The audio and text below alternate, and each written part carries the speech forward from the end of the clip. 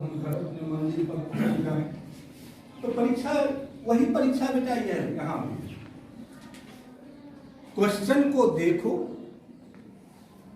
अब तो ज्यादा लिखने की जरूरत है नहीं। अब तो गोला रंगने वाली बात है। हम लोगों के समय में, जिस समय हम लोग ऑनर्स की परीक्षा दे रहे थे, इतिहास हमारा विषय था, या एमए की परीक्षा 45, 50, 55, 60 पेज से करनी है। लिखते लिखते हाथ खुल जाता है। वो बात अब तुम लोगों के साथ नहीं है। लेकिन परिवर्तन है। हम लोगों के समय में प्रोफेसर साहब 10 क्वेश्चन दे देते थे, इसमें से 5 लिए जाते। अब तुम लोगों के साथ बेटा क्या है कि विषय की गहराई में जाने, क्या क्वेश्चन इस तरह से घुमा फिरा, विषय की गहराई में जाने। जो न समझो फ्री होकर के तुम्हारा अधिकार है। हम कहते थे बच्चों को पूछ लेना कि यह जरूरी नहीं है कि हमको सब कुछ तुम्हारा अधिकार है।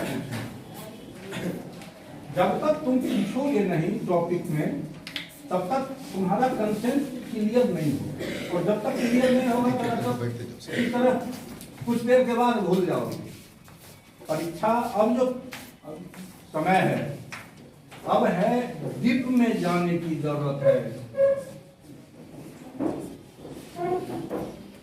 गहरे पानी पैठ वाली बात है। जितने समुद्र में गहराई में जाओगे मोती उतना है। इसलिए एकाग्रता बेटा जरूरी है।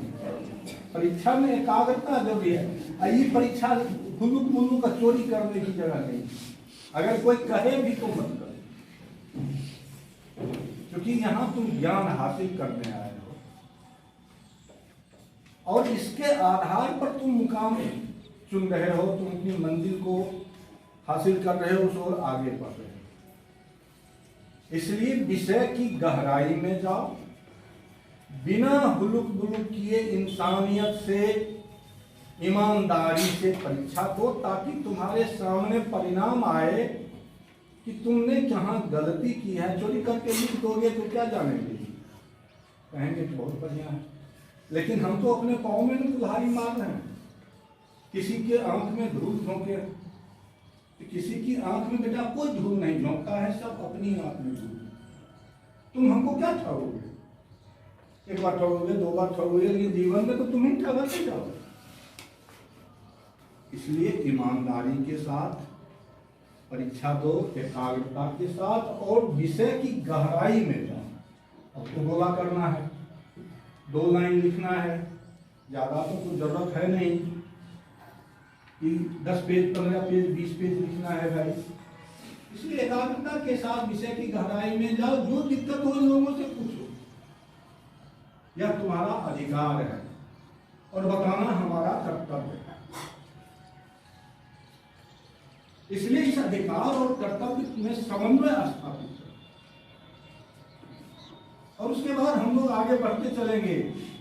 हमारे बच्चे हो, हमारे फूल हो, अगर तुम नहीं मुस्कुराओगे, तुम नहीं खिलोगे, तुम नहीं सुगंधित होगे, इस संसार की संसार का बगीचा मुरझा जाएगा, सब बेकार और बर्बाद होगा।